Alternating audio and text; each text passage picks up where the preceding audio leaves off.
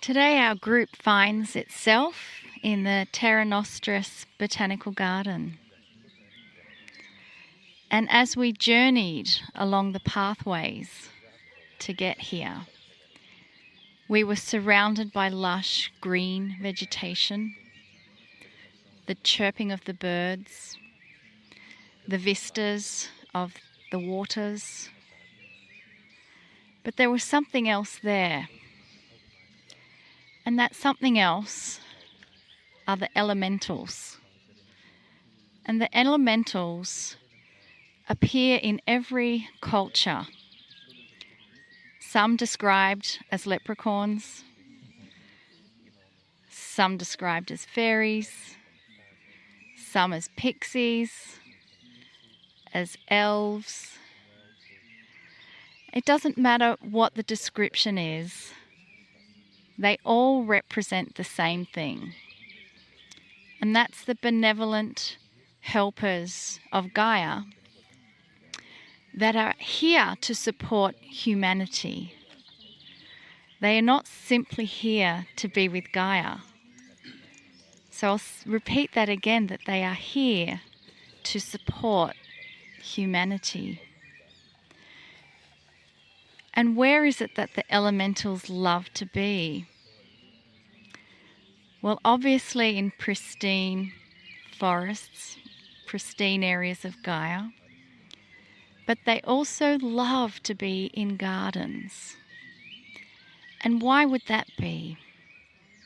And the reason is because it's humans who are the ones tending the gardens. And the human consciousness, that love of gardening, has the elementals respond. And those who are known as the ones that have a green thumb, they may or may not know, but they have a deep and intimate connection with the elementals. These are the people that can bring a near-dead plant back to life. And even today, some school children have been seen to do experiments. And the experiment is this. One plant, the children are asked to greet it every morning and say how much they love the plant, how beautiful it looks, how wonderful it smells.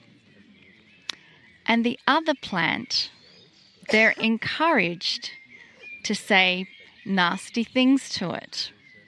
Oh, you're a terrible looking plant. Nobody cares about you.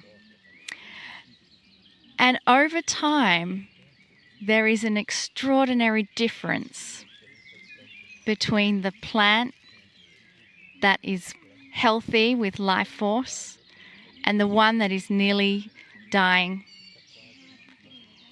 And yet they both had the same amount of water and nutrients. So here is a very simple experiment that shows how consciousness affects plants. But the experiment's just showing one way, one side of the communication. There's another communication happening from the plants to you. And again, all that is needed is for the allowance to receive the communication. So here is the invitation to you now to close your eyes, go into the stillness, and just allow yourself to receive. Wherever you are on the planet, you can have this process occur. Sure, it helps to be in a beautiful garden, but you can visualize that garden in a concrete city. And so just breathe into that stillness as you feel the loving embrace from those elementals.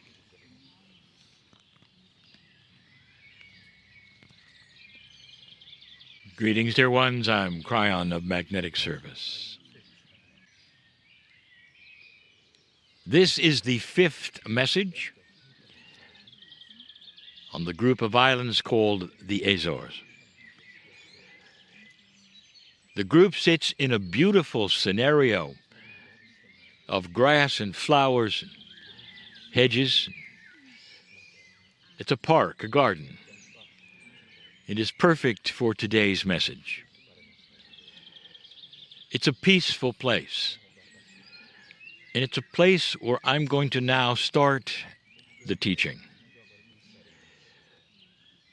Dear ones, the first 4 messages centered on the energy of this place. A little bit about the history, and especially about that which is the pristineness and the purity that is here. Already many of the group have felt this, come to expect it, and it seems like each day we're taken to a place that is even more peaceful and more pristine and more beautiful. I asked the group here, truly, have you been greeted by this island yet? Has it given you energy that would be like the dolphin gave you when he showed you the white part of stomach? That said, we know you're safe. We know who you are. The island is surrounded by a protective bubble which kept it pristine and away from settlement and war for eons of time. And when you come here, you start to feel something that we want to talk about today. Dear ones, in an older energy of this planet, there is a scenario of those who are enlightened or feel the calling to be part of metaphysics, and it's always gone to the same place: self. And that is what is taught by the gurus that are important still on this planet and the ones in the past. By the shamans all over the planet in so many areas. They teach you to bring that peacefulness right into yourself. We're going to study that today. But before we do, I'll tell you that everything changed after 2012. We even mentioned it when we were in a temple in Egypt, a place where they meditated. And we mentioned this, and we'll say it again, that for the first time in human history, the light worker, the one who carries that torch of God inside and feels they must do something, are now expected to do something. In other words, the old energy had you go and study self, and study and study and study, and you get to a point where you are pleased with yourself and you say, I am at rest with all that is around me. And that was the goal, nirvana of self. What if there's more? And there is. For suddenly we're asking you not just to get to that place, but once you're there and you've practiced that you would be able to stand and go wherever you live on this planet and take that with you and put it in an active way to the places that you live. Do I have to say this again? Now there is action. And before there was simply serenity. Peace is the subject of today. And it's the peace of the heart. There are so many listening to me right now who don't have it and who long for it. There are those who listen to the Kryon messages, who listen to me talk about the possibility of peace in their life, and they get angry, as though I am saying I don't understand who they are or the troubles that they have had. Interesting, isn't it, how consciousness reacts to truth. So many times human beings have actually participated in their suffering, and they don't know it. And then when they hear about it, sometimes in parables, they're angry. They're angry as though they're being accused of something. Instead of that is the truth of something. There's so much to say about that which would create peace. A true, lasting peace. That no matter what happens in your life or what happens around you or to others, you're always centered. And that instantly you can sit and feel the love of the Creator inside and be peaceful with yourself where there's nothing wrong. Even though there might be linearity that is spinning around you, problems and issues, you're not involved. That's the kind of peace we talk about. So here you are in this place where that is possible to study and work with. This is a place where the standard is for humans and an alliance with Gaia and the crystalline grid and all of the magnetics that go into a place that is serene and pure. If you can't find peace here, dear ones, then you need to study why. I'm going to take the word peace, and in the language I'm speaking, it starts with the letter P. We've done this quite often, and it's done for you to remember. It's not what they call a gimmick for the channel. We sometimes will use a letter and then develop other letters that are the same within a message, which we're going to do. And you'll remember it far, far better because of that aspect of the teaching today. How does one get to a place where they can find that peace,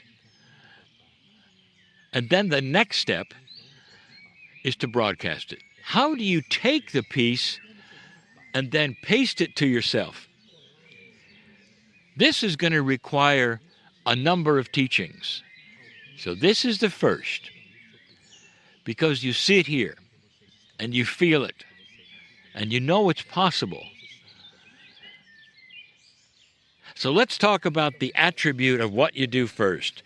Let's get to that place where it becomes you. How do you do it?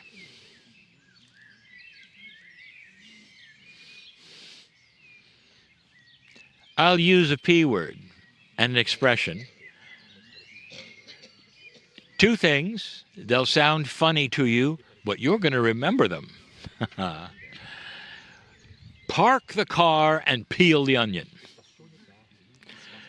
Park the car and peel the onion. So let's explain those because they are completely metaphoric. Parking the car. The car represents that vehicle that carries you around. And sometimes you would say, well, that has to be the Merkaba, perhaps. But let's consider it's your car. Because in your car, you are now traveling from one place to another. You're not in one place. You also have an agenda. There may be traffic around you. There are distractions. There may be others in the car. That's your life. You've got to park the car, and you know what that means. That means stop. There has to be a place in your schedule, in your mind, in your consciousness, where you stop. And stopping means everything. If you have to walk into the forest and sit for an hour to calm that mind of yours that's used to driving from one place to another, do it. And you get to a place, dear ones, where you're still. And that's the beginning. Because peace is still. This is not something that you can discover by meditating in a vehicle. Because this must be a time when you are one with the planet, where you are, a stillness. And that starts to come over you when you feel that, and you are part of the stillness. So now what about peeling the onion? All right? Before we do that, let's talk about that oneness and that stillness. That is called often meditation. Now, there are cultures that are very good at this. They are so good that a human being can come off the street, having practiced this meditation, go into an ashram, for instance, sit down, and instantly they're at peace. Now I'm going to ask you, what did they do next? And the answer is to stay in that energy.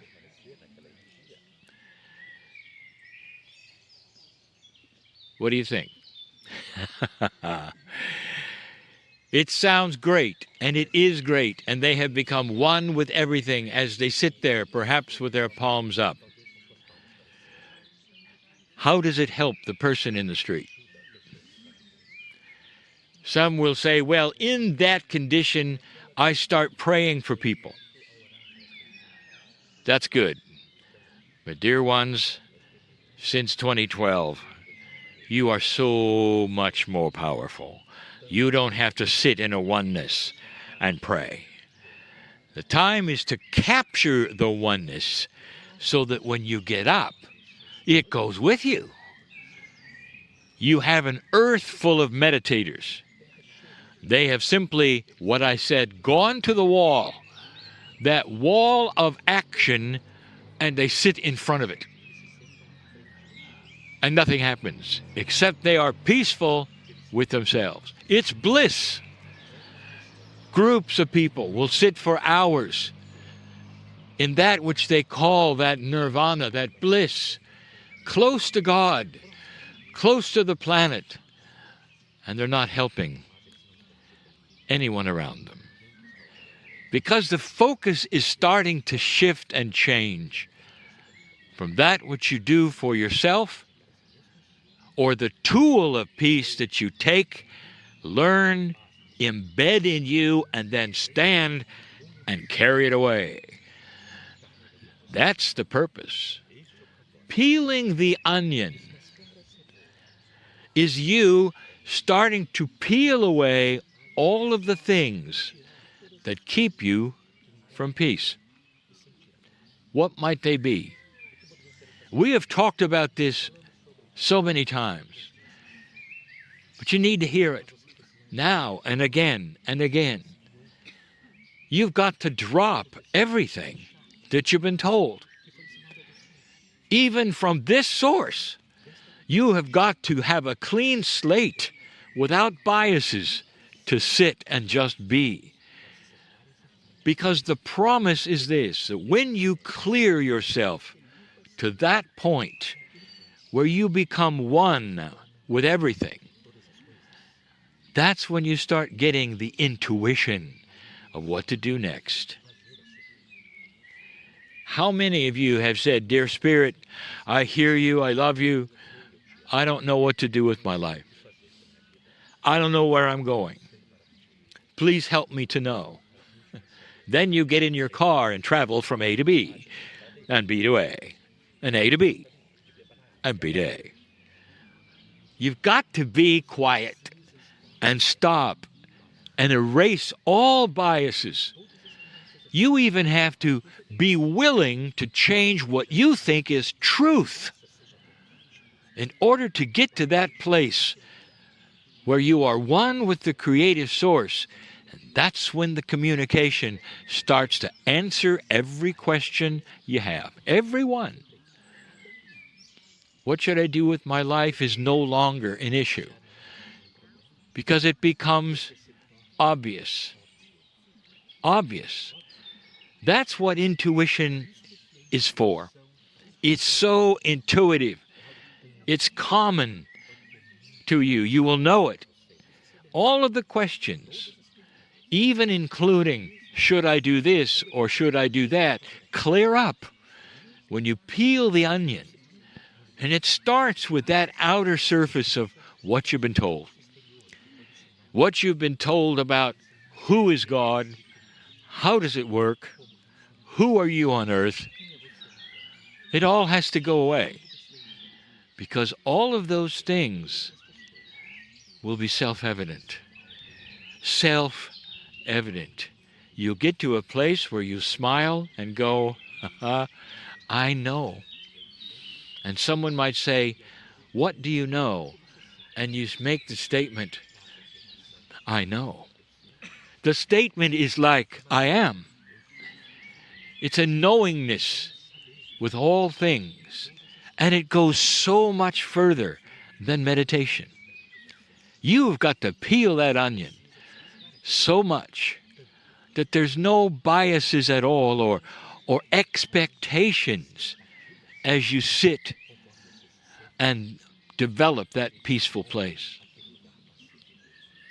Persistence and patience, two more P words. Persistence is to do this often. Kryon, why should we do this often where you have said in the past that once might be enough? I'll tell you, when you're making decisions, and they're decisions of a certain kind, once is enough. But when you're developing a new tool that is counterintuitive to the energy you grew up in, you got to practice. Persistence is practicing because what you're doing is a multi-dimensional process. It's not linear. And anyone who has sat in that place and felt that oneness knows this. It's not a linear piece. Being one with everything is like you had some kind of an extension of your consciousness that went way beyond that which is linear. Where you feel in touch with the sky, with all creation, where you feel you're above the earth at the same time you're on the earth. When you feel somehow a knowingness that goes past even your lifetime. That's where you're headed in this study. So peeling that onion is one thing, for there are many layers, and that takes practice. That's persistence. You go to this place as often as you can, and each time you'll discover you get to a certain place easier. On your way to that where you know you have arrived at pure peace, pure light. How long will it take? Now it gets complicated. I am Kryon. I've never been human. But when I see you, I see what you've been through. I know what you carry with you. It's amazing you can even sit here and search for the light with what some of you have experienced, both in this life and so many others. It's why we love humanity so much, for we see what you're doing, and we see the struggle you've been through. And that is why we are so pleased to tell you that that struggle is turning into light. That's the message. New tools, new energy, the wind at your back, and things that change for you, no matter what you've been through.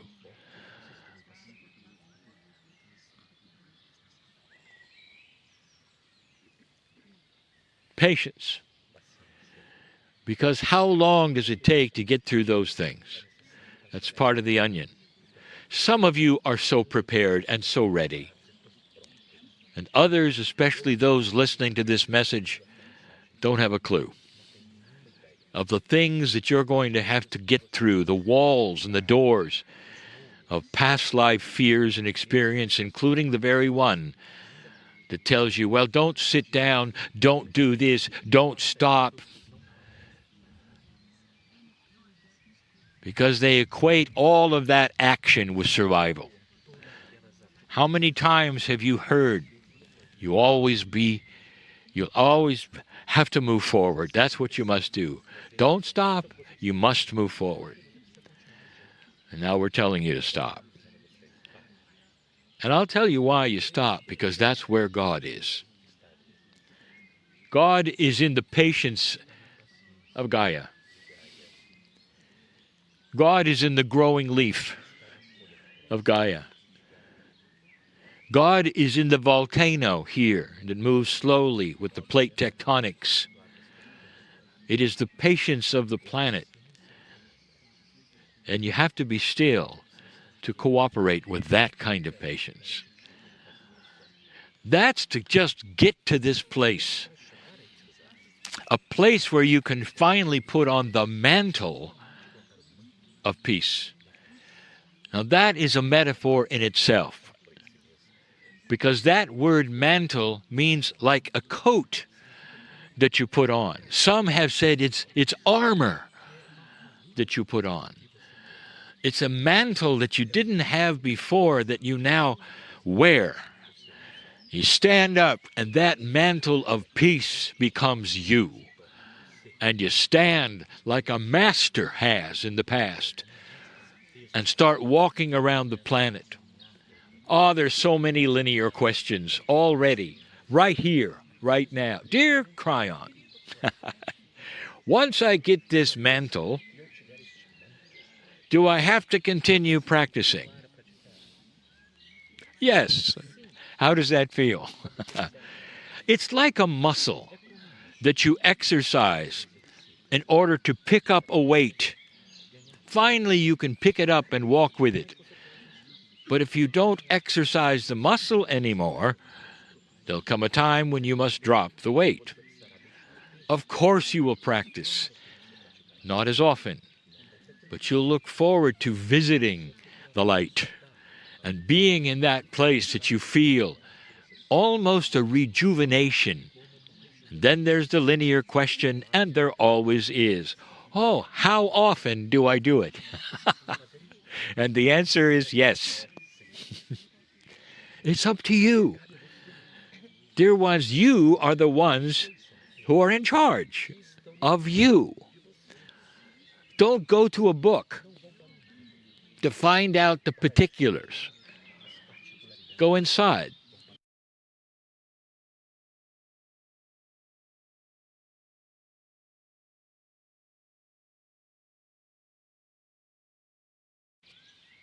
This is the truth. Can you visualize being there? Can you see yourself being there? This channel is to be continued. And so it is.